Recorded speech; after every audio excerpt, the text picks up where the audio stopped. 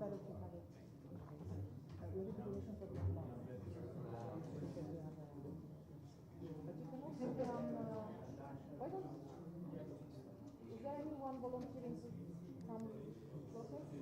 Please. You get a free scholarship for No. No. We have to ask the member states. Exactly.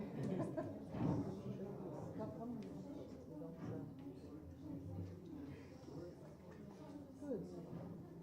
Shall we start? Are we technically ready? Can we start? A couple of minutes. Okay. Then start networking. French ambassador is coming as well. Huh? French ambassador. Wonderful. So we keep a seat for her. Wonderful. Is he going to get a scholarship? Catherine, yes.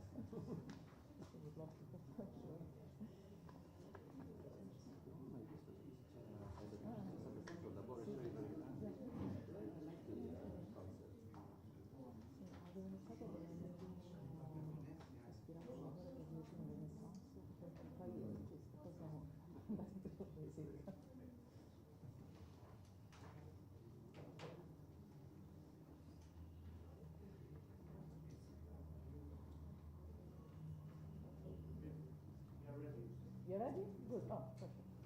Catherine, why don't you come? We reserved the seat for you. We've not started yet. We're not in class. It's fine. It's fine. I'm sorry to be late. Good. So if you're ready to start, let me first of all welcome all of you to what is, first let me do a sound check. Is it good? Good. Perfect. Thank you.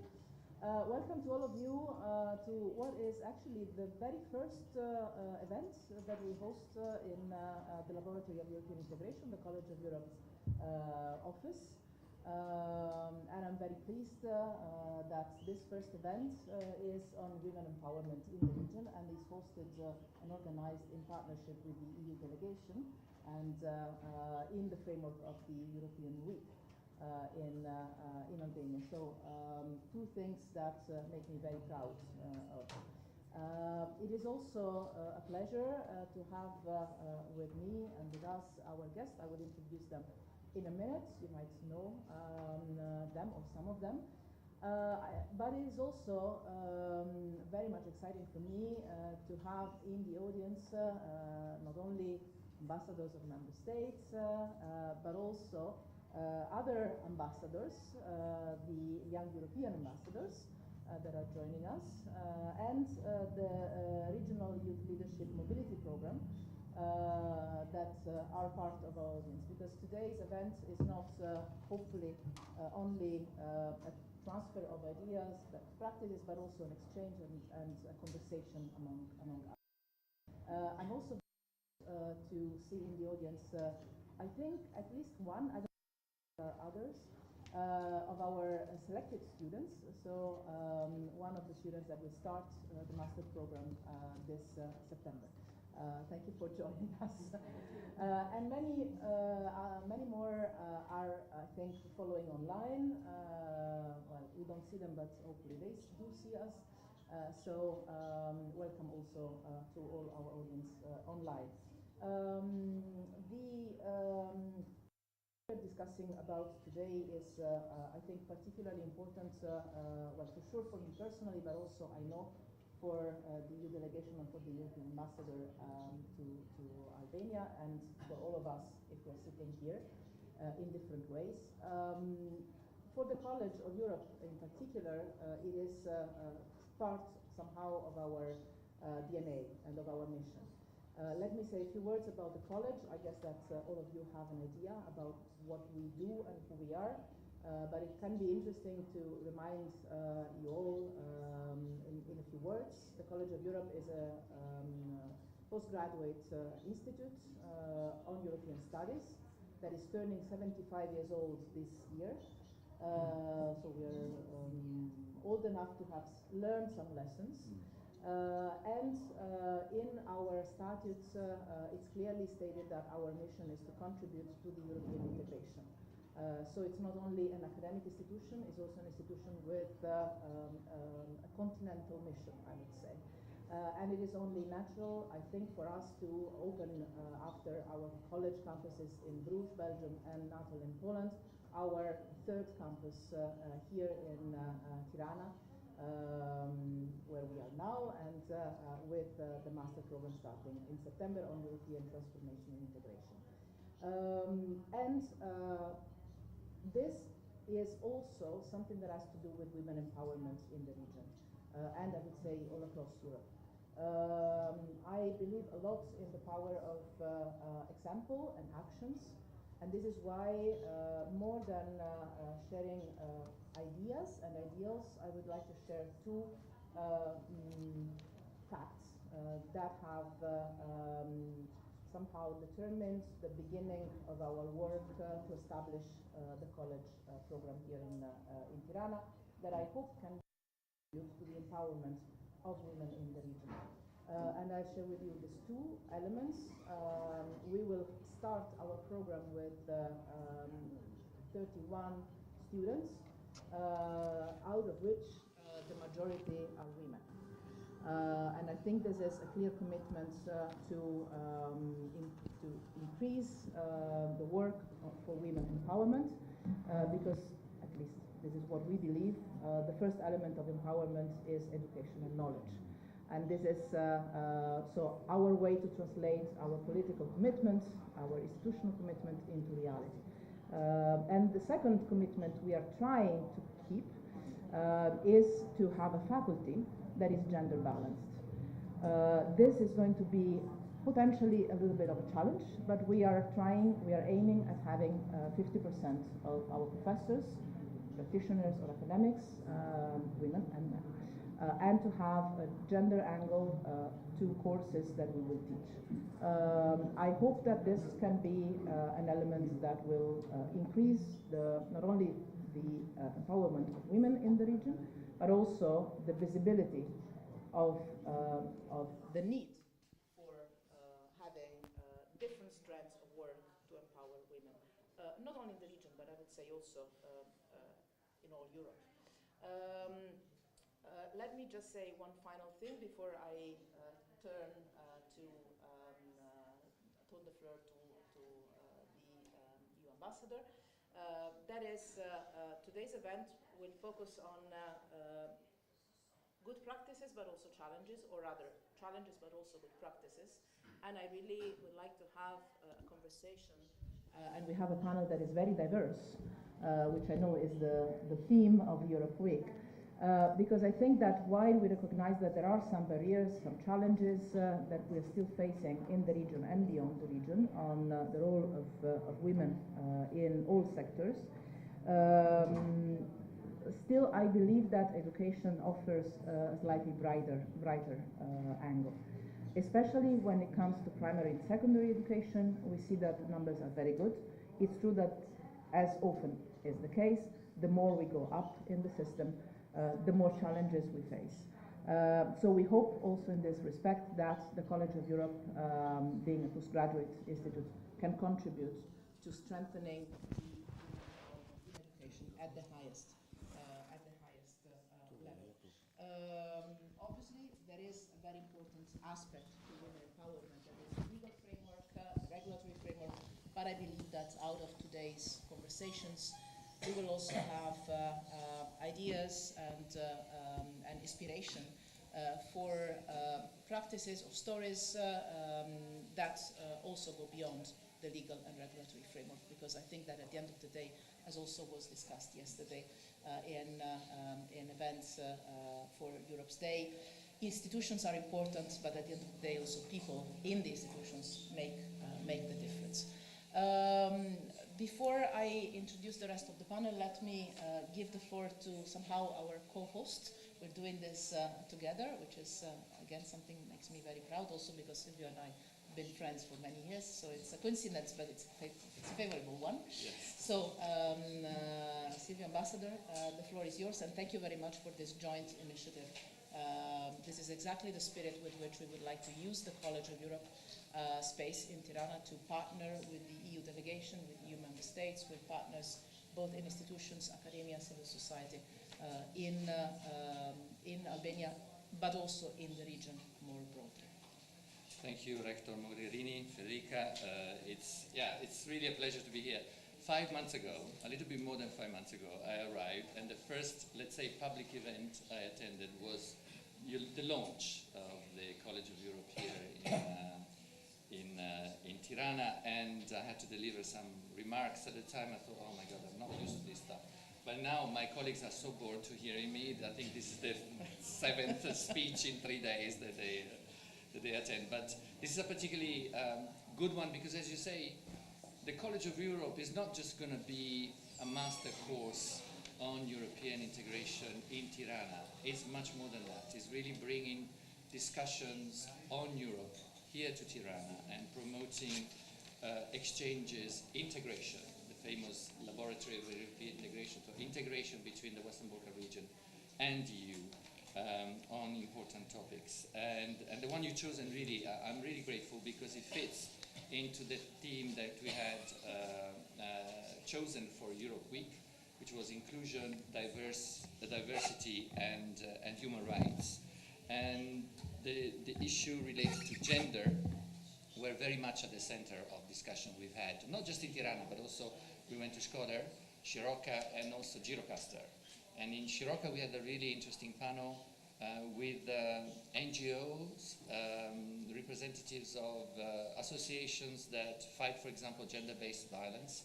And they really showed us that the issue of gender equality and fight against gender-based violence is really very much still on the agenda here, and we need to do much more. And gender gaps exist in all sectors. There are gender gaps in the labor market, in decision-making positions, and gender stereotypes still affect the choices that young girls make in their lives. The EU, I think, is doing a lot to try and counter this tendency inside the EU, by the way. I'm not talking about the situation in the Western Balkans. I think first and foremost we have to address the situation in the EU and become more of a role model in this respect. But we've made some step forwards in terms of legislation. As you were saying, legislation is not enough. You have to change people's framework. But one that I would really like to emphasize, I got a whole list, but I will not go through it, is the fact that on the 7th of May, the EU adopted the first ever EU law combating violence against women, which is a revolutionary step. It's so important, and it's quite amazing that we do it only now, but nevertheless. And this new directive requires all countries to criminalize female genital mutilation, forced marriage, and cyber violence. It's amazing that we do it only on the 7th of May, but still, I think it's also important to emphasize it.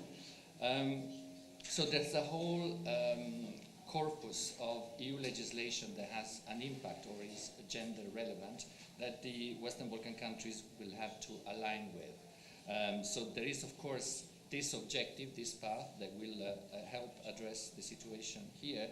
But as I said, it's also a question of changing people's mentality, achieving that cultural shift in our societies. And that's why we have launched a series of projects which aim at addressing these issues through supporting women entrepreneurs, supporting leadership in Albania. We have a program, EU for Innovation, and I went to the award ceremony for a challenge fund. It's all startups. We give little money, like 15,000, 20,000 or 30,000 when it's for the next stage, to young people that have had an idea which is promising, and we help them put this into practice and see if it goes ahead. The nice thing is that out of 40 that were selected a couple of years ago, 37 are still alive, which is a good sign. And the even nicer thing is that half of them were launched and led by women and were in atypical sectors. So not in those sectors where you'd expect, for example, young women to be active. And we're also doing activities in order to promote gender mainstreaming also in our relationship with the public administration, try to promote an approach which is gender responsive. And even in our training programs with civil servants, we try to bring this perspective into account. So very briefly, this is what we try to do. I think it's great that you are starting this conversation. This is definitely something that I want to keep focus on in the months to come and in the years to come as we accompany Albania towards joining the European Union. I'm also glad that some of the panelists that you have here are people that cooperated with the EU, and we've had projects with them. So it's great to see them back here. Thank you very much. And I have to say that I was very impressed. I know very well that the European Union supports and is behind a lot of programs and supports for women empowerment, including. But I was very pleased to see that diversity and inclusion is the main theme, and human rights are the main theme of Europe Week and Europe Day yesterday. And I think this is really a very strong statement to be made in these times. I would now suggest that we move into our conversation with our panel. We have, as I mentioned, very diverse backgrounds here. And I would like to invite each of them to share not only ideas and thoughts, but also a little bit of personal experience, if I may, because I think that this diversity of backgrounds can also translate into very diverse inputs and inspirations for our audience and for our discussion. And then obviously I would be more than happy to open the floor for comments, interventions, questions, but also for a little bit of interaction among yourself if you feel like doing that. So I will introduce the panelists and then I will ask you to take the floor. And again, feel free also to comment on each other's observations or stories. I'm very glad that Megi Fino is with us, Deputy Minister for Europe and Foreign Affairs. I have to share with you a little anecdote. Megi was with us in Bruges at the College of Europe, if I'm not wrong, 3 years ago. Not as a student, as a minister, 2 years ago, as a deputy minister, because we organized at the college at the time a roundtable with foreign ministers or deputy foreign ministers of the region. And she was representing Albania there, and you can imagine the impact that her presence had on the students, because they felt that she was so close to them in terms of age and experience, that it had an immense empowering element on them, especially on the women, that could relate to your figure, saying, well, if she is a deputy foreign minister, I can too. So I think that already in your presence that day, you had an impact on many of our students. So Megi Fino is with us, Michele Ribotta, you country representative, welcome to you too. Then at my left we have Arjeta Puca, entrepreneur, founder at Timak. Yes.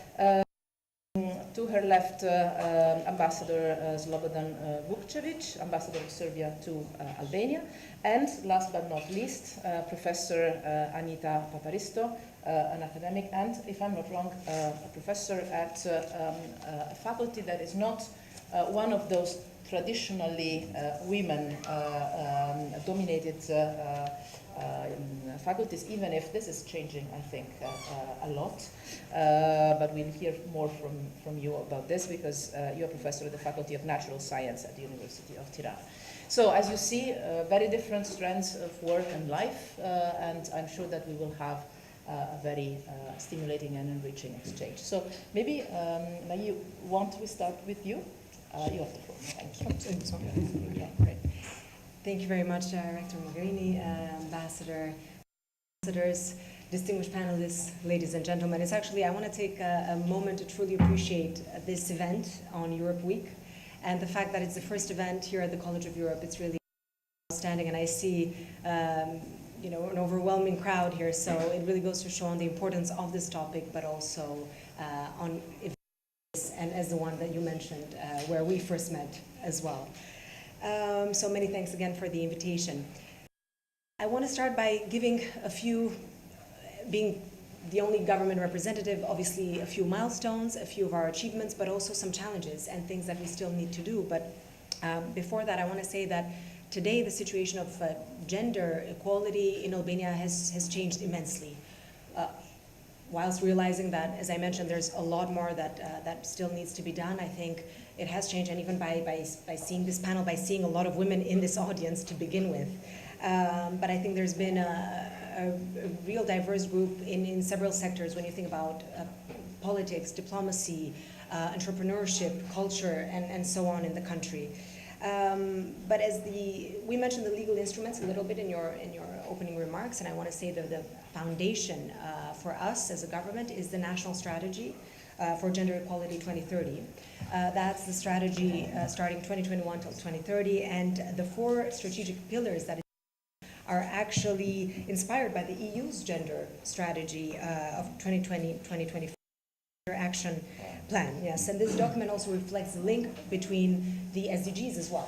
So it's quite a good and complex linkage to this the legal framework. But it's also in line with the international legal framework of which Albania forms part of, such as the Convention on the Elimination of All Forms of Discrimination Against Women, for instance. Now I want to mention that there's also a strong strengthening of institutional setup at a central and local level as well in Albania. And that's something that can only be done by leading by example. I say leading by example because you cannot preach outside if you're not practicing at home. And as all of you are probably aware, Albania had a successful, if I may say, 2-year term at the UN Security Council, where one of our main priorities was the Women, Peace and Security Agenda. It's something that we continue to work on to this day. It didn't end with the UN Security, but as I mentioned, it's something that we've started at home. So just to point out a few statistics as well, 10 out of the 17 ministers are women. We have a Speaker of Parliament, which is a woman, and similarly in the Ministry for Europe and Foreign Affairs, apart from obviously myself and my 2 deputy ministers who are women, and we had a women foreign minister just previously, but our minister as well is very much engaged in the gender equality agenda. But also we have women ambassadors, 14 of them, 4 general consuls around very important postings around the world, because we know the importance of it and the importance of being pragmatic in diplomacy. And women actually do it. I would like to hear some comments on that maybe after the introductory remarks. Albania is also a vocal member of the Feminist Foreign Policy Network, which constitutes a very good platform actually to coordinate our actions at multiple levels, be that in the region, but also beyond that. And it strengthens the network of gender equality advocates. And based in this good practice, we also want to mainstream gender in the framework of our upcoming chairpersonships in the regional organizations that we will chair throughout this year, such as Black Sea Economic Cooperation, Central European Initiative, the Southeast European Cooperation Process, and MARI as well. Another important element that has been added in the recent years is the alliance of women MPs, both in the central government and local government as well, which is important in mainstreaming the law-making processes and contributing to the overall implementation of what I mentioned as a national strategy on gender equity. Of course, the alliance of elected women in the local level is very important because of how close they are to their communities, obviously, and how in touch they might be to examples and raising awareness as well, and how important that is. But it goes without saying that the less empowered women means more violence. That is why, on top of everything mentioned here, another important point is precisely public awareness. And through public awareness campaigns and talks such as these, but even more, even in other formats, I think that's very important to have to, again, lead by example, to make sure that we're there not just to make these laws, but also to listen on how we can improve them and how we can really work with the communities. Certain things that we are still working on is obviously the screening process. I don't go too much into it at the moment, but with the screening process, obviously there's a lot that we're doing in aligning with the EU acquis. So as I mentioned with the strategy, but in other instances as well, there is a harmonization of the legal framework in light of the ratification of ILO Convention on Violence and Harassment in the World of Work and the Istanbul Convention on Gender-Based efforts related to reintegration of and access to services for victims of violence, production of an updated gender equality index, and improving the overall response to cases of gender-based violence in coordination by the referral mechanisms against domestic violence, which is established in 61 municipalities. So these are all things that we're working on, but further steps need to be taken in these points and in these regards. Now, the above remain very legislative and institutional in nature. But more intense concrete actions are required in the Western Balkan societies, and I want to mention there's also a network of deputy foreign ministers and ministers in the region coming together. There was an initiative that started from the Ministry of Foreign Affairs of North Macedonia back in 2021, which was the Women in Foreign Policy Conference. And apart from it, ending in a declaration, it wasn't just about having a declaration, something in writing, but it was more about a diverse group of diplomats, but not only, coming together and discussing the importance of our work in this regard and on what more we can do. And just the fact that we had this network, to share experiences is essential. And finally, I would like to conclude on a bit of a personal note, as you mentioned, Rector Mogherini, that as a young woman in politics and in diplomacy as well, my assignment as the Deputy Foreign Minister of Albania came not only as a personal resolution, of course, but also as a vision of this government and a vision of the Prime Minister to have more women in politics, more women in civil services. And I stand before you as a testimony of that. And on a more personal level even, I stand before you today also as a new parent and a mother of not even 2-month-old little baby son. So it's very important to have, bearing the responsibility of a parent as it is, but also raising a son even more, because you have to teach him not just to respect women, but also to be with women when, shattering that glass ceiling or working to uplift them. So this is also on a more personal note. And again, as I mentioned, a lot more that we can work on, but in diplomacy specifically, I want to say that diplomacy, as you know, is about solving problems. And I think we can all agree that women are very much involved in this solution, and they bring perhaps a different perspective, a fresh vision that is added to this table, which is very necessary for all of us here, I think. So I just want to thank you for this opportunity once again, and of course I remain open to have this more as a discussion with the audience as well. Thank you very much. Thank you also for the personal touch. I think it is important. Maybe I'll turn the floor, we follow the sitting order, and to Michele Ribotta. Thank you very much. Good afternoon, everyone. Thank you so much for the invitation, and really excited as someone who works for the UN Gender Equality entity and the Organization for Women Empowerment that the first public event of the College of Europe is on such an important issue. Also very happy to see such a mixed group of panelists and audience in terms of gender. I have to say 80 to 90% of meetings that I attend, I'm the only man. There is this assumption that women's rights and gender equality is only a women's issue and concern, which is nothing more wrong and more dangerous than that. So really happy to see such a broad participation. I will try to say, just to offer a few perspectives when it comes to a bit more broadly the Western Balkan region and the issue of women empowerment. In fact, I happen to have started my career in this region more than almost 30 years ago after the end of the war in Bosnia. And then I worked in Bulgaria, and then I've been working in Albania for 5 years. And from our office in Tirana, I also follow our work in Montenegro. And we do have a network of offices in all the countries of the region, and we kind of very closely talk to each other to make sure that whatever we do is really informed by also sub-regional trends, some regional emerging issues. What we see from those conversations that we have is that in terms of sort of sub-regional, let's say, commonalities that the Western Balkans share, we do see, perhaps with some slightly divergent levels, we do generally see strong levels of political commitment to the women's rights and gender equality agenda. We see a lot of less even,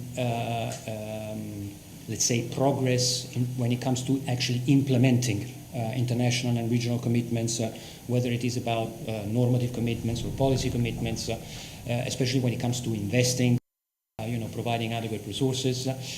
We also see, other speakers have mentioned this, we see that there are still deeply rooted, let's say, conservative values and negative stereotypes to women empowerment, which is obviously a cause of concern, and we need to be able to really do something about it. So for us, when we kind of try to coordinate the way in which we operate in this region, of course, the EU integration is the key anchor of the work we do. We think that one of the best added value that we can add to help countries in the region to advance in their quest for becoming members of the European Union family is to help them strengthen the what we call gender-responsive governance capacity, which, when it comes to, of course, to EU integration, means helping institutions having the ability to basically adopt, internalize all of the EU gender equality legislation that has been referred to earlier. But it also means what we kind of normally refer as gender-responsive planning and budgeting, which is really a lot of work that we need to do with the institutions, and we have done with the institutions at central level, at local level, to make sure that especially those institutions that have the power to allocate public resources, they can do so by following structural processes that take into account gender analysis, that take into account use of sex disaggregated data, so that the choices about investments can be done in an informed way, and specifically trying to address existing patterns of inequality that may exist within the communities. Now, what is important for us is that both on the EU integration and on the gender-responsive budgeting, this region has been really pioneering for the work we've done. In Serbia and in Albania, we have launched several years ago what we call the Gender Equality Facility, which is a mechanism through which we really support institutions sort of advance on the EU gender equality acquis.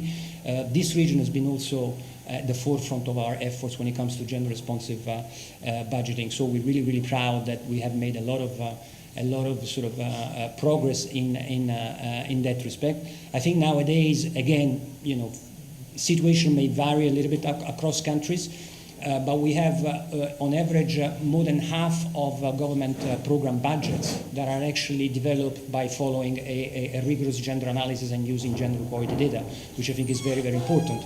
Of course, more needs to be done, especially when it comes to working with the local level institutional capacity.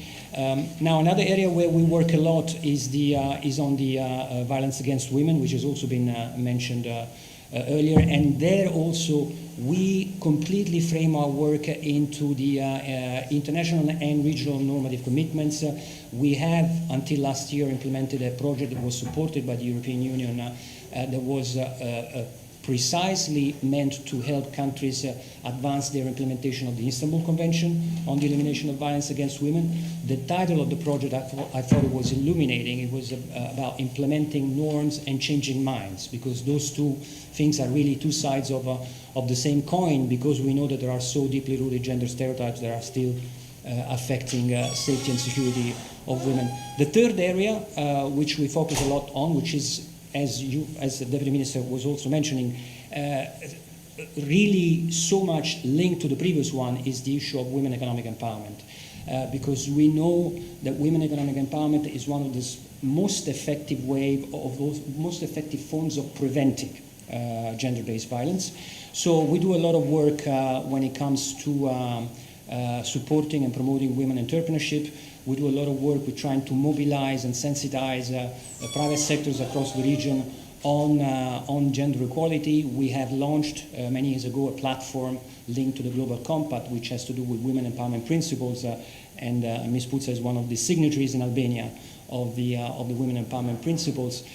We do a lot about supporting and promoting women entrepreneurship. We have a regional expo, Women Entrepreneurship, that we kind of run every year, where we specifically try to help, let's say, small women entrepreneurs with coaching and sort of small contributions. So we have a lot of course, we know that we have a lot of challenges ahead of us, but there are a few examples that are really inspiring for us and are telling us that we can contribute to transformative change when it comes to women empowerment. If I think about the thousands of women that we've been able to help make sure that they can access VET programs or small grants or simply better services at the community level because of gender responsive budgeting capacities, or because a certain city has adopted the EU Charter on Equality between women and men, and from there there have been plans and resources allocated to make sure that there are services to victims of violence.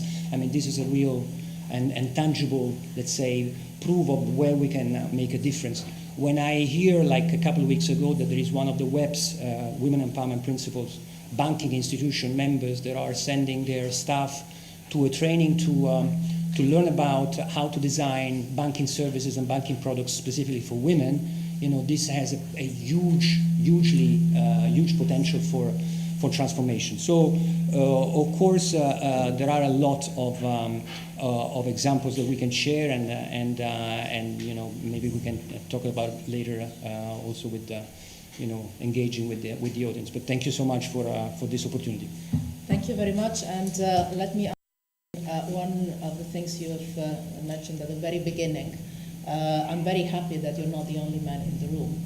I've always been very much convinced that, my dream would be a debate of this kind about empowerment of women and gender issues. I wouldn't say with only men in the room, because that would be a problem, but with many men in the room. Because I think that this is one of the elements that we need, not only in the region, in the European Union, in the world, I would say probably, to shift from the perception that this is a women problem to the perception that this is a societal problem that needs to be addressed in the interest of all, not in the interest of women only, starting from the economic interest of all. And maybe this is a good connection with Arjeta, so probably this is the moment for me to pass to you the floor. Hello, and thank you very much for the invitation. For those who don't know, Timak is a company which produces ambulances, fire trucks, and now also military vehicles here in Tirana, in Albania. When discussing the challenges in this type of businesses, male-dominated businesses, the primary challenge is prejudice. In our society, women often spend years providing their technical skills to be accepted in these businesses. This long process to gain trust and proper recognition is filled with challenges. Meanwhile, men are trusted from the beginning in technical issues, even if they lack technical skills, and this gives them clear advantages that allow them to focus directly on growing their businesses. So this was my main challenge in this business in the first years.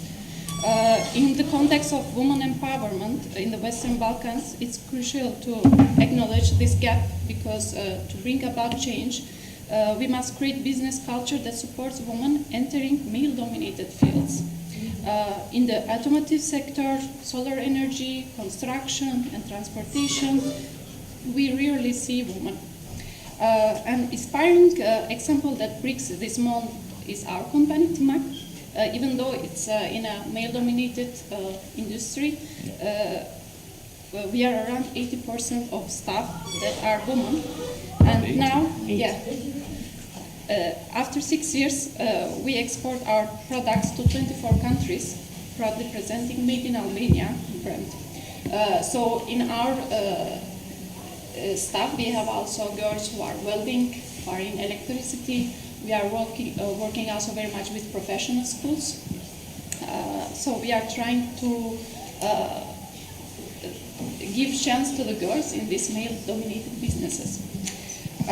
This success shows that with mutual collaboration and support, women can overcome any obstacle, opening doors to opportunities for more women through the region and across various field work. At Timak, we strive to build an environment that supports and encourages women in these areas, and this approach should be expanded across the entire Western Balkans, encouraging girls to pursue education and work in these sectors. Thank you very much. Thank you. This is exactly one of the inspiring positive stories, but also indication of challenges that we have to address. So thank you very much for sharing this. Yes. Can I say one thing? Sure. Because I was really fascinated by your example. In your branding, do you put that it's a business that is run by women, mostly populated by women? Yes, we are doing it, and now we will be in Expo in Paris with our first Albanian military vehicle. Okay. And our slogan will be "Women Touch." So, yeah, we are every time mentioning it because we want our company's philosophy is not to be just a profitable company, but we have a philosophy to improve and to show the girls that they can do also very easily the works that men can do actually. Okay. Wonderful. Well done. Thank you very much. Now I will turn the floor to the Ambassador of Serbia to Albania. Thank you very much for joining us. Thank you. And I give the floor to you. My speech is not that inspiring as well, but I'll try to keep attention of the participants. Dear Rector Mogherini, dear panelists, dear students and participants, it gives me great pleasure to participate as a panelist at the organized by Tirana campus, the College of Europe, with the topic empowering women in the Western Balkans, path to equality. Within the last several decades, women have become more active and present in new roles and in greater numbers across the governments, parliaments, and other political roles in the countries of the Western Balkans. For centuries, in our region, women were traditionally limited to household duties, which includes but not limited to children and family in general. Women were deprived of ownership rights and rights to inherit the family land, which were the exclusive right of the male descendants. Right to vote and be elected gradually improved throughout the 20th century. Some of the countries in the region stipulated women's right to vote even before the Western and more developed countries did, like Switzerland in 1971, if I'm not mistaken. This trend is a product not only of the change in the societies in general terms, but also in the new election legislation which stipulates gender quotas. Some of the regulations envisaging gender balance could be found even in bylaws of the political parties across the region. Gender equality is fundamental to responsive and accountable democratic societies. Women's representation in elected institutions in equal proportion to men is key to the credibility and legitimacy of parliaments, local councils, governments, and other state-run institutions, including judiciary. To combat discriminatory legislation and policies and to improve gender equality outcomes in policymaking, elected representatives in countries in the region have established structures and strategies planned to improve women's political participation and gender equality. As far as Serbia is concerned, by all relevant standards, Serbia performs reasonably well regarding gender equality indicators, particularly in politics. Due to the strength of its gender quota, Serbia is ranked on the worldwide scale as 47th in terms of women as parliament members. Over the past decade, women participation had an average of over 30% of MPs, attaining a level known in the literature as critical mass. Regarding broader gender equality indicators, Serbia ranks 38 in the world in terms of gender equality according to the Global Gender Gap. The numbers mentioned above gives to Serbia a respectful international reputation regarding some gender equality indicators, but there is still room for the improvement. In that respect, I can give an example of the role of the women in the government position that we could only be proud of, and that is the role of Mrs. Ana Brnabić, who started from 2017 until 2024, served as the Prime Minister and recently became a new Speaker of the Parliament of the Republic of Serbia. The previous government cabinet was consisted of 29 members. Number of women that served as government ministers were 11, which includes the position of the Prime Minister. In the newly elected government of the Republic of Serbia, out of 31 cabinet ministers, 11 of them are women, which includes one deputy Prime Minister. Mrs. Maja Gojkovic, former Minister of Culture, just got the mandate to form the new government of the northern province of Vojvodina, which has the seat in Novi Sad. In the judiciary power, a number of women are even higher. The latest survey showed that the women in the judiciary system of the Republic of Serbia represent 73% of the total number of judges, and 59 of them are presiding judges of the courts that includes all instances. In the Ministry of Foreign Affairs of the Republic of Serbia, gender balance between the employees are roughly 50-50. Women in the highest position of the ministry are Assistant Minister for Bilateral Affairs, for Multilateral Affairs, Assistant Minister for Consular Affairs, Assistant Minister for Economic Diplomacy, and Assistant Minister for Culture and Public Diplomacy. That means 5 out of 7 assistant ministers are women. In total number of heads of missions abroad, the gender balance is as follows. The Republic of Serbia has 106 diplomatic missions worldwide. Without going into detailed balance between men and women employed abroad, I will share only a number of women that are heads of permanent missions, ambassadors, which are 2, bilateral ambassadors 19, consul generals 2. There are also a number of women who are chargé d'affaires and Jean that makes this number even higher. Also, there is still several female ambassadors waiting to be posted abroad. The MFA is not an exception when the role of women are concerned in the government bodies of the Republic of Serbia.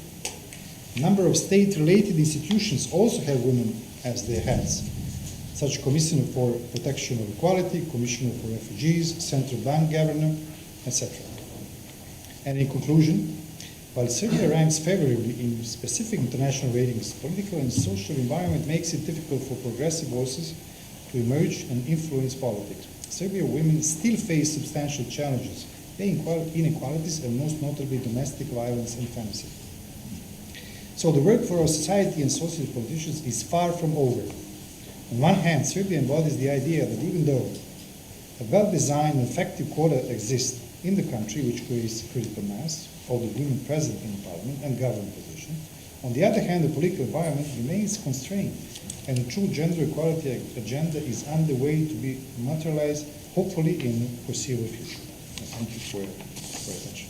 And thank you very much. While listening to thinking, especially the numbers of women ambassadors, I was remembering that, if I am not wrong, during my term as High Representative, there was a moment when all the ambassadors, all the permanent representatives to the European Union of the Western Balkans, 6 were women.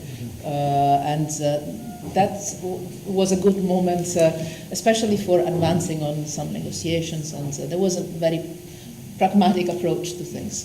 If I'm not wrong, there was a moment in time when the stars aligned. Well, thank you very much. I would now turn, last but not least, we couldn't but underline the role of women in academia.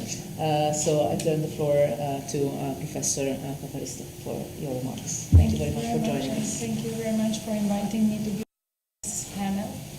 For everyone that is here, I'm honored to be here and to share with you my thought and opinion on this very interesting subject, environment of women in the Balkan region, but not only in the Balkan region, but even more in Europe and in the world.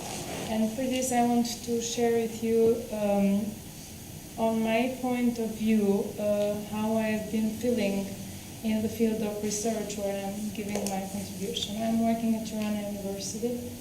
I started my work 30 years before. I've been part of Faculty of Natural Sciences for 30 years, and my subject of research after coming back in Albania in 1996 from Belgium, when I finished my master's degree in molecular biology, has been entomology. I'm working with insects, and insects are my field of research and expertise. But also in this 30 years of work, I have been engaged on management and leadership of Tirana University, and momently I'm Vice Rector of Tirana University. So being a woman, being a researcher, and being also part of management and leadership at Tirana University, that is one of the biggest universities in Albania, and also is the center of women empowerment, because at our university, the last generation that is serving in university, that's around 64 years old. We have only 30% of the population of universities women. And if we see the figures now, we see that professors and young researchers of 25, 30 years old, 70% are women. So I'm part of a university that's it's evolving, and it's opening the space for women not only to be part of the university, but also to be part of the policy making, research, and management process. But being a woman here has been not very, very easy. And the first time that I understood that I was a woman, the woman was different than the rest of the world, was when my boss asked me that, is it possible for you to work in entomology? Do you think that you can do it? Do you think that you can go in the field and collect and understand the population of insects? And in that moment, I was just seeing him and why do you ask me? And he told me that because you are a woman. So it was the first time that in my life I had the first question that to be a woman is not the same thing that to be a man. And I think that during all my work and my career, I understood that this is not the problem. The problem is the passion, the problem is the commitment, the problem is the love that you do your work. And if you use all those characteristics, it doesn't matter if you are a man or a woman. And this is the reality of Tirana University. Our university is open to all the women and girls. I think in our university we feel empowered, and we feel that we can run our careers, and everything that we can do is appreciated and evaluated. And this is very nice not only for us that are working there, but this is good for so many students, women that are joining our university every year. If the population of women in Tirana University is 67%, and from this population, 66% of them, they are professors at Tirana University. All 66% of women in Tirana University have the title of professor.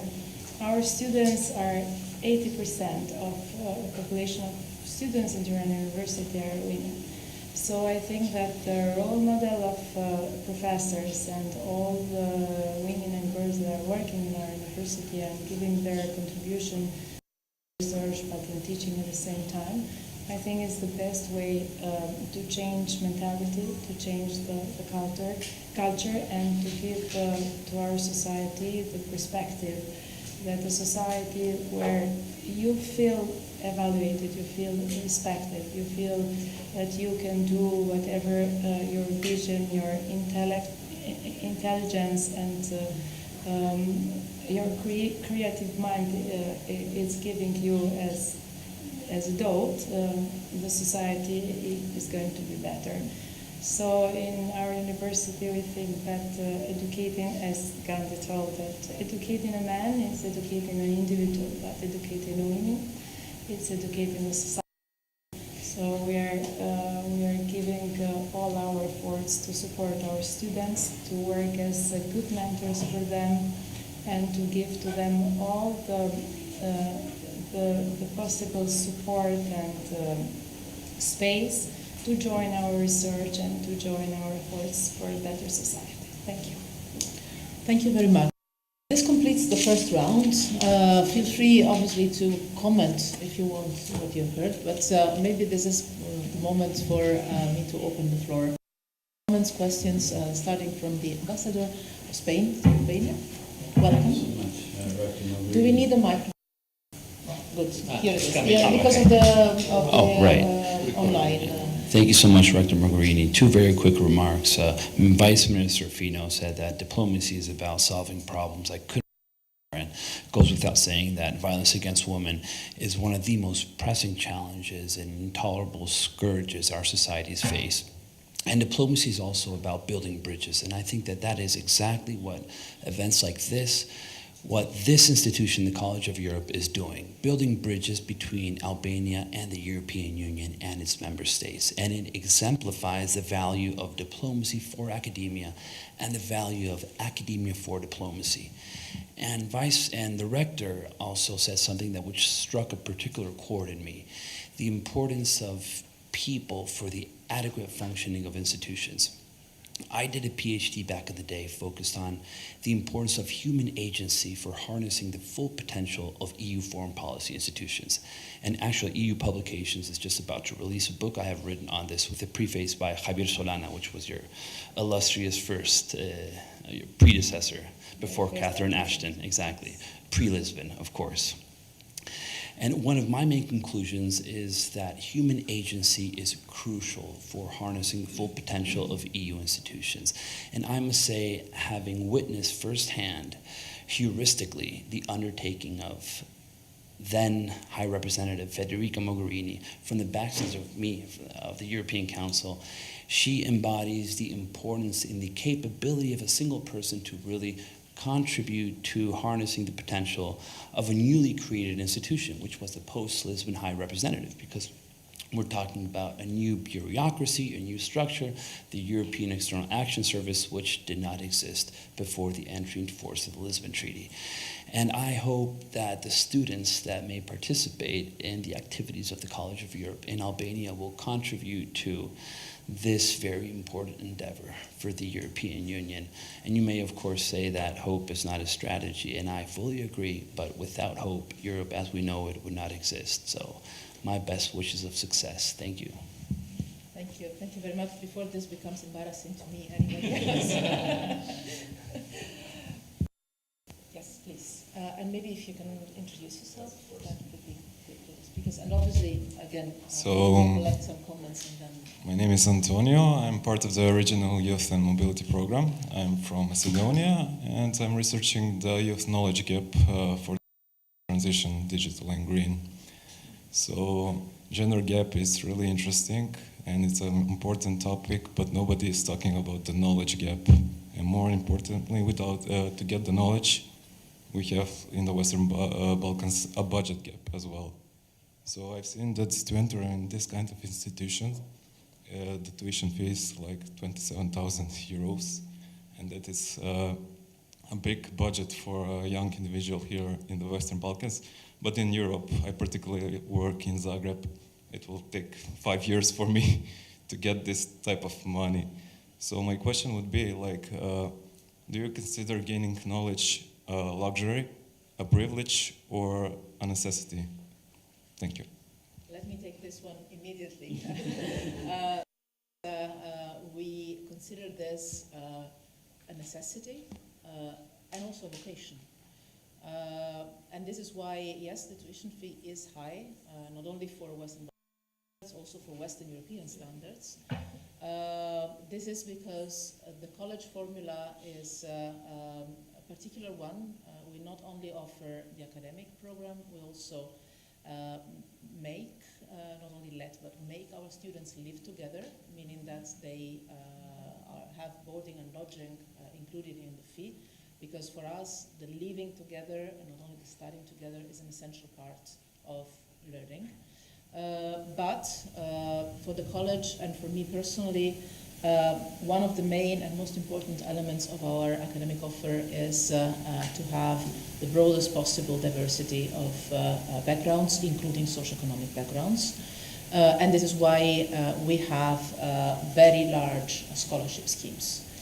This means that, for instance, for the campus that starts now in Tirana in September, we have a number of scholarships that equals the number of students that we will host. The matching, and this is, by the way, thanks also to the work that some of the people present here and some of the member states, including present here, but also in the region, Albania, but also in Serbia, in Montenegro. We have scholarship schemes that cover students fully. Well, we are now working for making sure that almost all or all students for the first academic year will be matched with scholarships.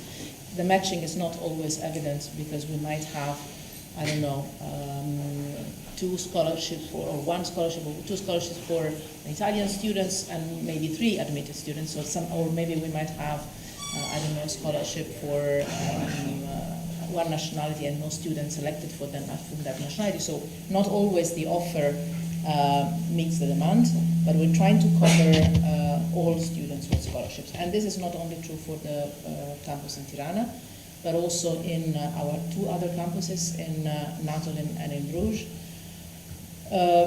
Between 70 and 75%, here I'm looking at Pierre in the back, that is our Director for Student Affairs. Between 70 and 75% of our students are covered with scholarships. And this is and since I started as a rector, I think I have signed approximately 10 new scholarship schemes. Because, my aim would be to cover almost all countries of origin of our students. It's quite difficult because they are normally coming from 50 different nationalities, but the aim is to cover most of our students, if not all of our students, hopefully one day with scholarships. Because it is very important for us to indeed underline that education is the strongest empowerment instrument that we have. And empowerment is even more important when it addresses diversity. And I know that the college has a reputation that is a very positive and an important reputation of excellence, but sometimes we mix, or we, how do you say, confondiamo? We mix up excellence and an elitist nature, and this is not the case. We aim at excellence, not at any elitist approach. So what we are trying to form is knowledge, skills, attitude, leadership, commitment, dedication, courage, but notwithstanding any element of either social or economic background. So there are scholarship schemes available. In short, that was the short version of the long question. You don't need to work to get it. No. Okay, so before we started the discussions, you said the ones who will sit here in the front get the scholarship. Do you keep your promise? I did it, so it's... That's absolutely possible. Once you are selected, you normally get a scholarship. Again, in most cases. The most difficult is not getting a scholarship. The most difficult is being selected and be admitted at the college, because that is on merit based. So you have to have academic and not only academic, but also records of social commitment, active citizenship, I would say. But if you study hard, it's not if you can pay. If you study hard, you can be admitted, and if you are admitted, most likely you get a scholarship. Yes. Also for the first row, starting from the first row. I'm not sure if the ambassador wants to have a scholarship too, but you're welcome too. Good. Sorry if I interacted, but I guess that this was a question that might have been in many others' minds. Thank you. So my name is Dimčan. I'm coming from Macedonia.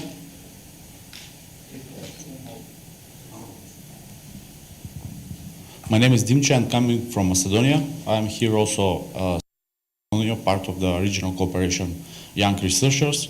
And even my topic is not related to gender balance. I'm really interested in this topic. So I want to share with you that in our researchers group, we are just 2 men. All of the rest are women. So I can briefly say that this is in some areas, we are more than equals. Actually, women are more than equal. So they have participated a lot. And in regard to that, I want to ask Ms. Mogherini, in which department in your college there is the most imbalance towards the students, so most imbalanced department? I see Pierre volunteering to answer. Economics. Economics are mainly men, but it's also the smallest department. So in absolute terms, this has less of an impact. But also, again, Pierre corrects me if I'm wrong, because he has all the numbers and the names and the stories of the students in mind. I believe that in some departments, and in particular in the law department normally, but also in, well, I think in the other departments are balanced, more or less out of merit-based selection. Normally we have gender parity, more or less, but if I'm not wrong, in the law department, we tend to have slightly more women than men in average, year after year. This year was the first year in 25 years where we had more male than female. But it's the first 5 years. So normally there's more women than men, yes. And in terms of faculty, professors, we have slightly more men than women, but we have, you have to consider, we have across the campuses, I would say we have probably 350 professors for 500 students. So the ratio is quite impressive. The percentage of women professors is less than men professors, but in terms of responsibilities, so managing positions in the departments, out of 4 out of 5 director of studies, director of departments are women. And the rector and the vice rector are women. It's true that I'm the first woman rector, but now, yes, we have to work on rebalancing maybe a little bit, because indeed in the academic management, so director of departments, rector and vice rector, out of 7 positions, 6 are held by women. So we might create a little bit more space for the men also there. But this is, I think, extremely encouraging. What kind of activities you are taking to make it the most equal as possible men, for the both sides? I have to say we have developed over time, and we're constantly reviewing it every year. Collection of data, but also practices to increase the number of women in the faculty, because we have identified that this is the issue where we have we have weaknesses.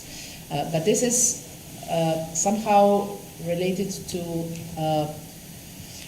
as the college is based mainly on visiting professors, so almost all our professors are visiting professors, meaning that they are either practitioners or academics in faculties in other universities. It means that there is a pipeline. The more women teach in universities, the more it will be easier for us to have visiting professors that are women. So there is a route to the issue, but we have now put in place a system where we collect data every year across the departments on the gender balance among faculty, and we try to include objectives, goals of gender parity, or increasing the number of women in particular as visiting professors. For what concerns the students, we didn't have so far the need to incentivize or to put in place any particular instrument to achieve gender parity among our student body, because this results, meaning having in average across the departments a balanced, completely gender balanced composition of the student body, has been the result of a purely merit-based selection. But we are monitoring this also every year, and so should there be, and again here Pierre can complement that, but should there be any trend that we observe that consolidates, then we could obviously take measures. But so far, at least over the last years, we always had more or less 50% of students, men and women. And again, here in Tirana, it's slightly over 50% women students in this first group. Can I say something about the, I work in the European External Action Service, so it's the European Diplomatic Service. And what you said about data is very, very pertinent, because when I was in New York before, the deputy, the head of delegation was also male, and 5 out of 6 head of sections were men. And I realized that because the recruitment process, which is a big machinery, every year there's what we call rotation, people stay for years than that. The interviews are based simply on interviewing people, assessing their knowledge, perhaps a little bit about their nationality to keep geographical balance, but there is absolutely no indicator that in Delegation X there's a need to redress the gender balance, for example. So the following year, what I did ahead of the recruitment phase to say, look, guys, we really need more heads of section, because when we go to meetings, it's just a male panel, and sometimes, we preach about gender balance or gender issues, and on the other side, they're much more balanced than we are. So it looks a little bit, it's like preaching about environment and having a diesel car which is polluting the world. So, but it's still not systematic, and so that's really one of the drawbacks. They do it at the level of ambassador, because of course that's the visible level, and it's more manageable, but when you go down, they don't. And the problem is that if you don't start at the lower level, you don't create the recruits that then feel enabled to apply for ambassadorial posts. So you need a much more deliberate approach to these issues. And if I may comment on that, this is why as of next academic year, again, if I'm not wrong, I'm checking, colleagues in the back, we have decided to collect data not only on gender, but also on overall diversity and inclusion standards across the faculty and on students, I'm not sure, but we try, also on students. Ethnicity. Exactly. Which is in an environment with 50 nationalities, because perceptions and understanding of how to put the question is complex. The French case is particularly relevant. But as we are a laboratory, we try to elaborate elements that allow us to collect data, because that is what makes the gap visible. Yes. And if you don't see it, you cannot address it. So that is the starting point for us. But I'm very proud of the developments, and especially I'm very proud of what we're doing here in Tirana, because having the luxury of establishing in an academic institution or establishing a department from scratch is something very powerful. Because normally, whenever you have a gender gap, I think it's the same in all sectors, including the private sector. If you have a history, if you have a legacy somehow, you have a situation, you have a picture of the reality of that moment. To change it is much more difficult if you have, 70, 60, 80% of men in certain positions. To change that ratio means that you have to get rid of someone or lower some positions, or it takes a lot of time before you manage to change everything. And feeling of unfairness, injustice. Exactly, and so we have now the luxury of establishing a department from scratch, and this is why I was saying at the beginning we're aiming at 50% at complete gender parity in the faculty, because it doesn't happen often in any organization that you have the possibility to set it up from the very beginning. And so we would not like to have any legacy in the future of gender disparity in the faculty. Again, it's a challenge because it is built on the academic reality of European studies, but we are aiming at gender parity also in the faculty. And we are expanding the gender, the collection of data beyond the gender and is, I think, also important. I have one more question related to Ribotta. Yes, so I'm an economist, and I heard that you are making some banking service specified for women, and I'm interested, can you share a little bit more about that, how that helps, or what kind of services you're making for women? The example I'm mentioning is not about a training module that is directly managed and designed and offered. It was a financing institution in Albania. There is a member of the Women Empowerment Principle Platform. There is a signatory of the Women Empowerment Principle Platforms who has decided to send some of their personnel for training which is offered by an outside company, which is dedicated professional training about how to design banking products that are specifically helpful for women, because we know that one of the key challenges that women have is to be able to access financial assets, loans and banking services and whatnot, which sometimes sort of limit also their ability to be economically active and independent, not to be able to rely on their family members to be able to maybe have a loan and start a business. But yes, I will be able to share more information about who's offering these services. Thank you. Can I ask you to share the microphone? Yes, of course. Yeah, thank you. Because we still have a little bit of time before we move to the networking, which means a little reception. Maybe, yes, we move the microphone there. And I'm happy that this brings also gender balance in questions. Thank you for volunteering. So, hello everyone, pleasure being here. My name is Anila, and I'm also part of the Regional Youth Leadership Mobility Program cohort here, and we're working here on youth participation. In my group, I mean. I had actually two questions, but distributed to two different speakers in this panel. I would like to Miss Megi.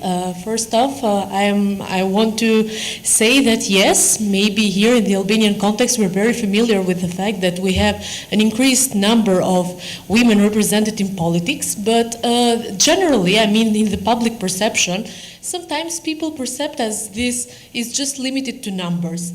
Based on your experience as a young politician, do you think that women representation here in Albania is just stuck there? Do you think that probably we need more efforts towards, the proper inclusion of the woman in the decision-making process, and also to make that in a more qualitative approach? So do you think it's just a matter of perception, or is there something based on a true basis? This is what I would like to ask to you. And secondly, I also had a question towards Ms.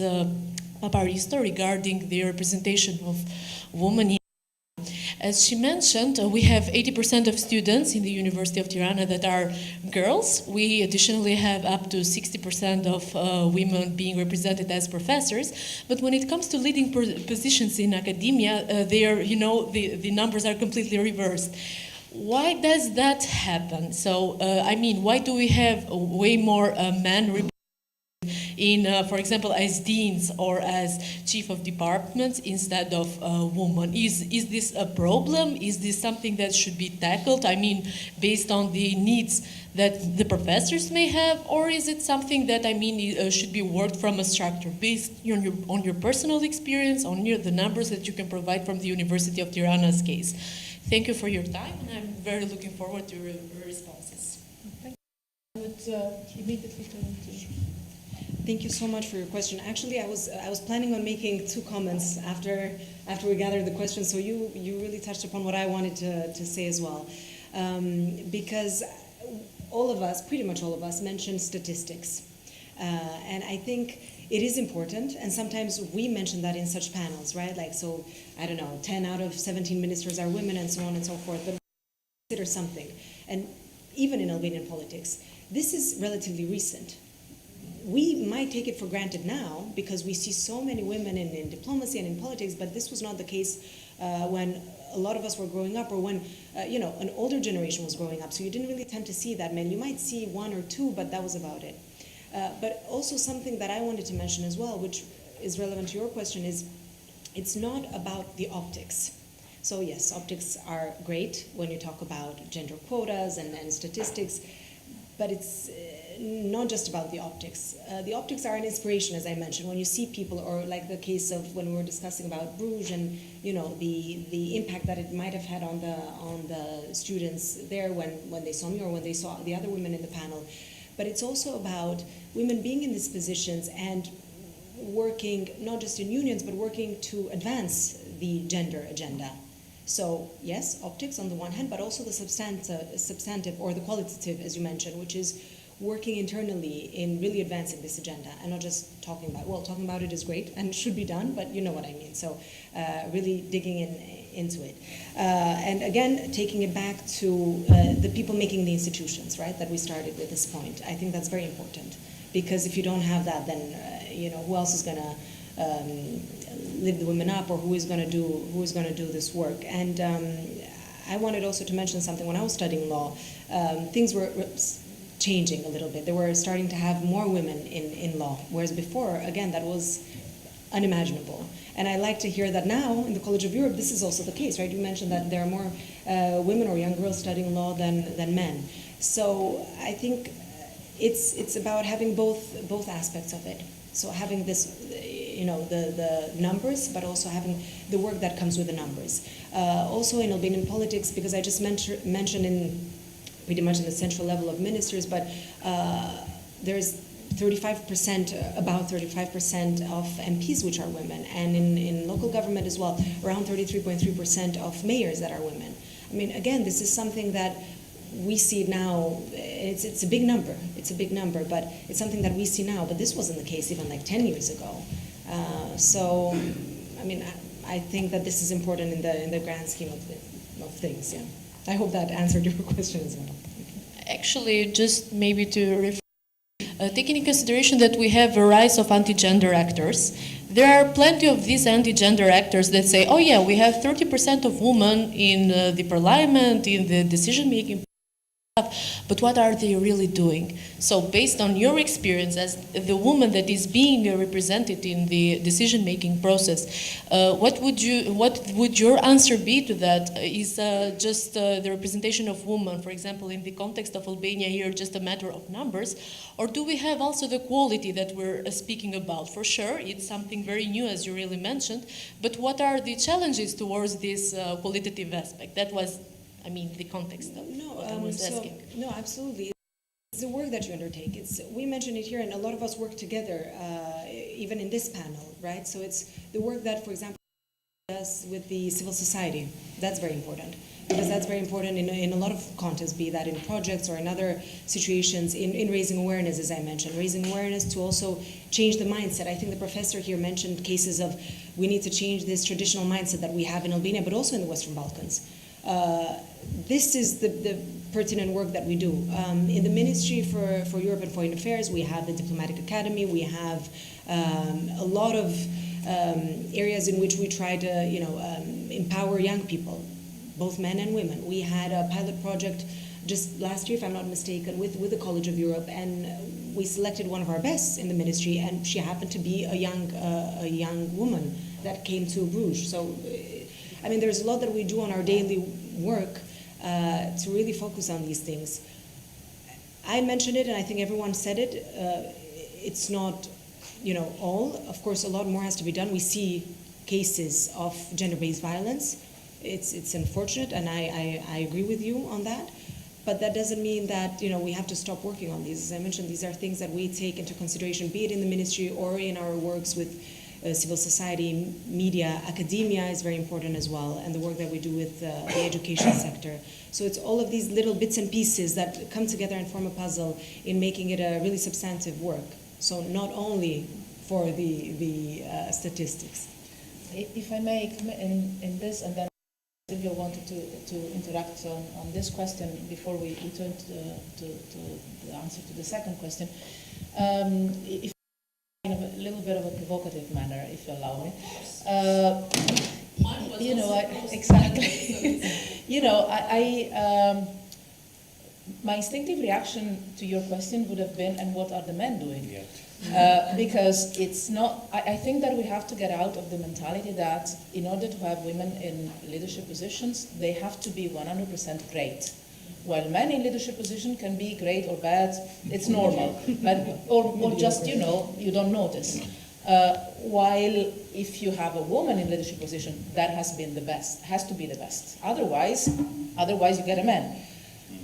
Which is somehow flattering, but we can also have mediocre women in some management position, as we have some mediocre men in leadership positions, meaning that hopefully we have only great leaders and only great managers and only great people doing each of them their jobs.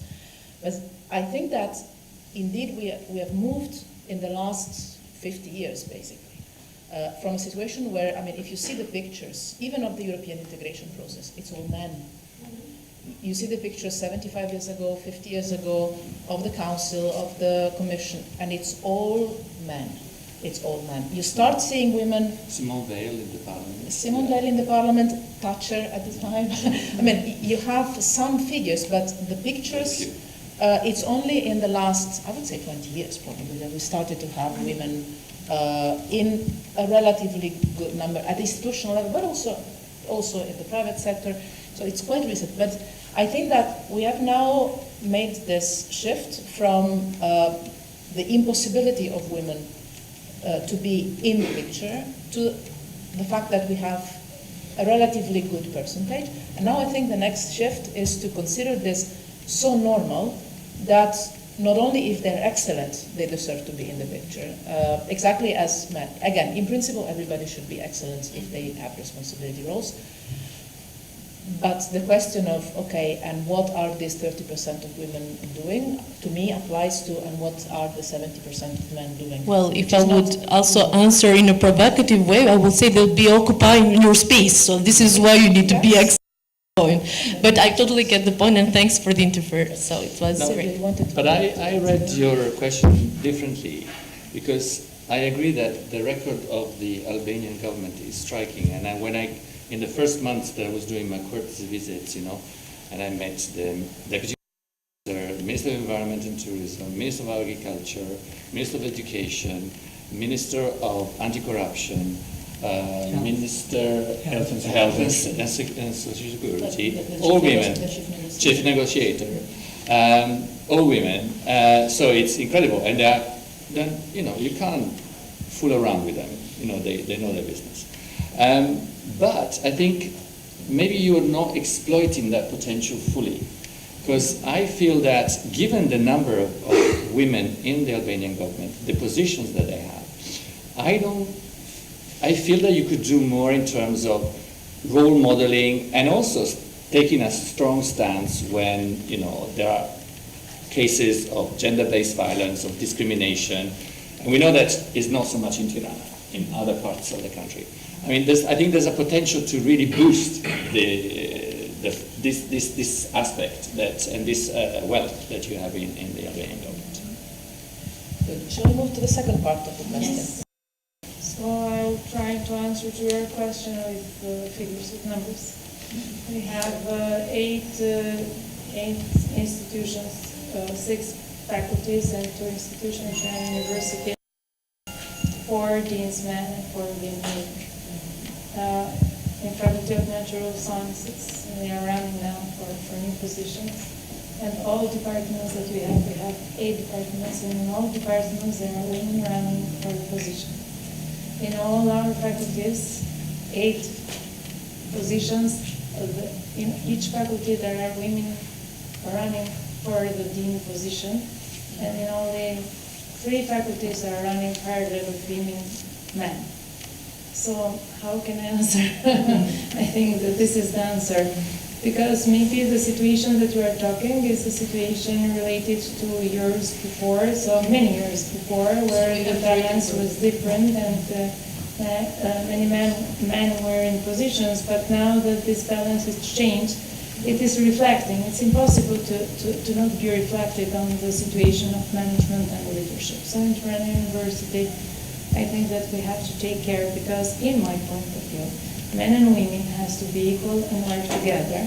And it's not a very nice situation that the balance is going to change from men more than women to women more than men. So I think that we have to keep the balance, we have to appreciate the excellence, and we have to appreciate people that are working and are commit to what they do. So I think this is the best way of example that a university that is either in a country, a small country as Tirana has to do.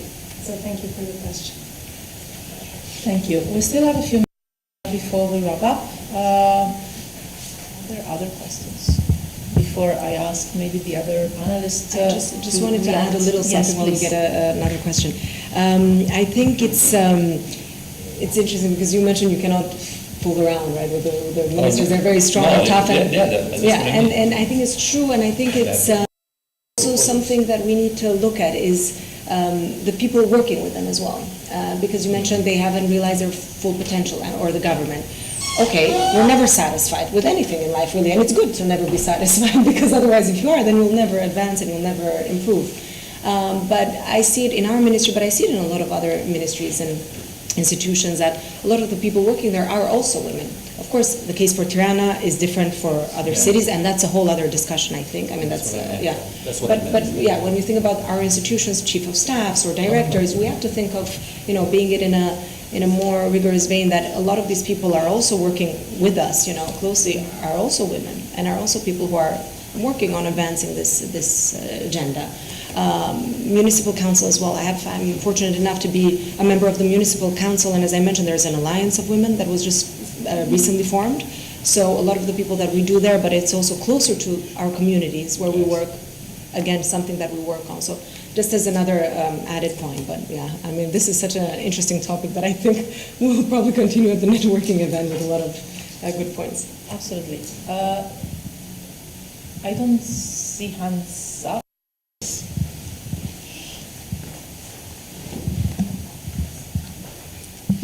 Hello, okay. Hello, my name is Helena. I'm also from the Regional Mobility Program. No, we are not paid to ask questions. I know that it seems like that way. First of all, I'd like to thank all of you for having this discussion, for having this, taking the time to be here to discuss this a very difficult but also very important topic. I'm coming from the group that is working on education and employability. We thought that it's the main cause of every problem that we have in this society.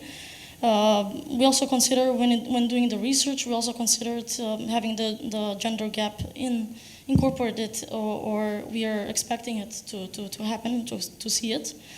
We also acknowledge, as I said, we acknowledge the gender gap that it's in the employability, but also in the educational moment. My question is to all of you.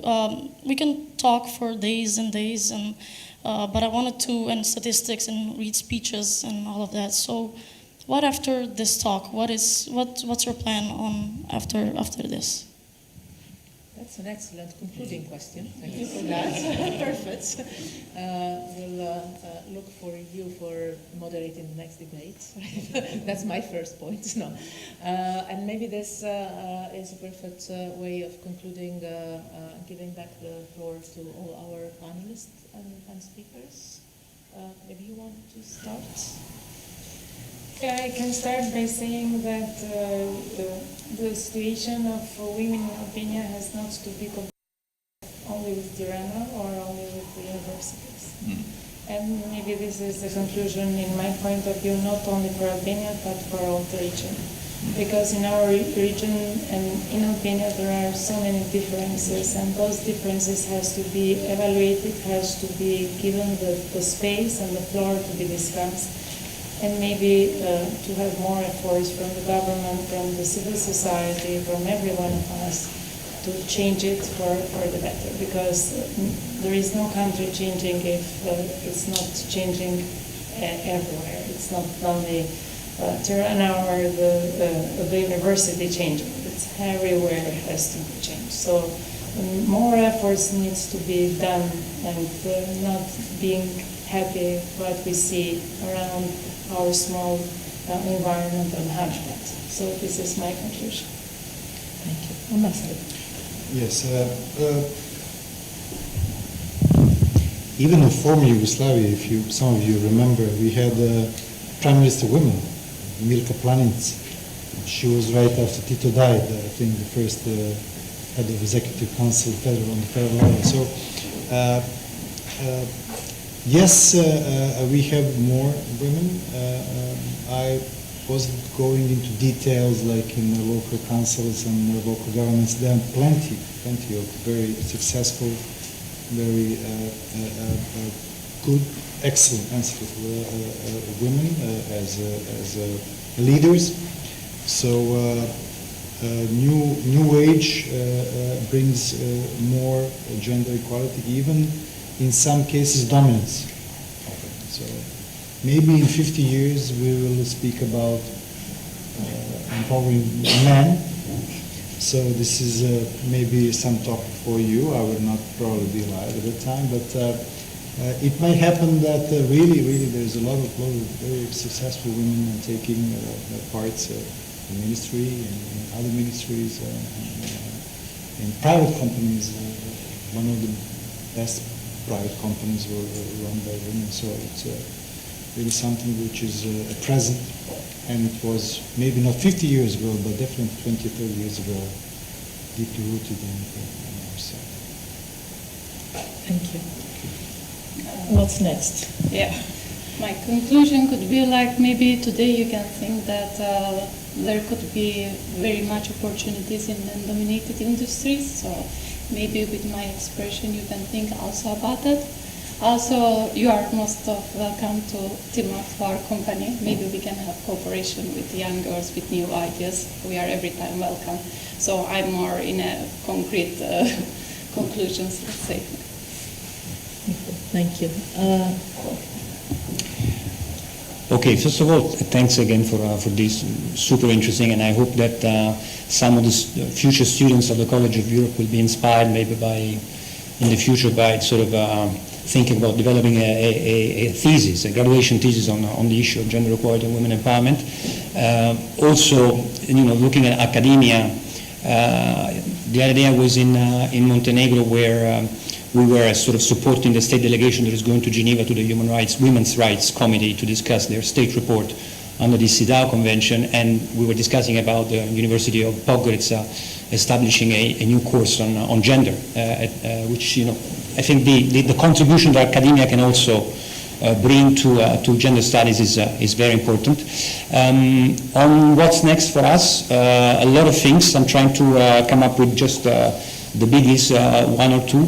We as Young Women, we have a kind of what we call a composite mandate. We work a lot on international norms and standards, and we do run sort of pilot programs with our international partners and in support of national institutions, and then we try to convene and we're trying to bring actors together across the issue. A couple of things that we're doing next that are very important, if I can think of Albania, is we are helping the government who is currently reviewing the gender equality law. Gender equality law in Albania was adopted in 2008, and it was instrumental in supporting a lot of the advances that previous speakers have spoken about.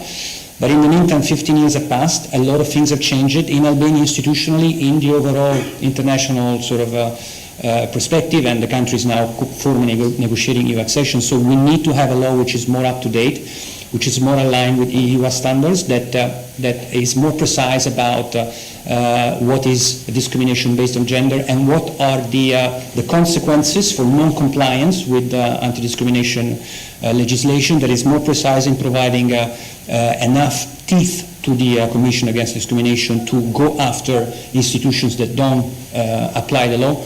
So this is just one example. We're working a lot to, now that the criminal law is being sort of reviewed, to make sure that there are a number of amendments that, for example, include femicide as specifically as a crime in Albanian legislation. And one other, going back to the other conversation that we were having about women leadership and participation in politics, one thing that was not necessarily sort of addressed, that we see as a big, huge problem for really supporting women in the public sphere is the projection and the negative imaging that they receive by traditional mainstream and social media. There is a huge problem when it comes to bullying, hate speech, specifically targeting about women leaders, that we are specifically working on, because we think that this can be really transformative and a game changer to create an environment where you don't have to ask those questions anymore. What are you doing in your leadership because you're a woman? Because I think the question is legitimate if you take out the women and men part. What are you doing in your leadership position? Is it? So the media has a lot to contribute to creating an environment which is more supportive to leadership. So that's some of the things we're doing. Thank you very much. Many experiences came back to my mind. Megi. Well, first and foremost, the most immediate thing that I will be doing is talking to you after this event, and the rest of the audience, whoever wants to in our conversation. I would like to hear more really, more from you on what you see as challenges and what we could work on. But apart from that, also a specific portfolio that I hold in the Ministry for Europe and Foreign Affairs is EU integration, which was mentioned here, I think, by Michele, that it's a key anchor when we think about even women empowerment. But generally, when we think about all spheres, when we talk about Albania and Albanians and our advancement in the EU integration. So this is pretty much it in a nutshell, and I would actually like to conclude with a quote. This quote is more for Europe Day, which was yesterday, but since we're in Europe Week, and I think it's also pertinent to the topic if we think about it in parallel, which is a quote from the French Minister Robert Schuman. It was stated 70 years ago, but I think it still holds true for certain aspects, for EU integration, but also for this topic. So, Europe will not be made all at once or according to a single plan. It will be built through concrete achievements which first create a de facto solidarity. And I just would like to end it at that and give some food for thought in our conversation after this panel. Thank you. Wonderful. Thank you very much. On the note of Schumann. Yes. I think the discussion has been extremely useful in reinforcing the determination to work on the two dimensions that were mentioned mostly today, education and economic empowerment. And I think all the programs we have to help youth in these areas are gender sensitive, but I think we have to maybe strengthen that aspect even more.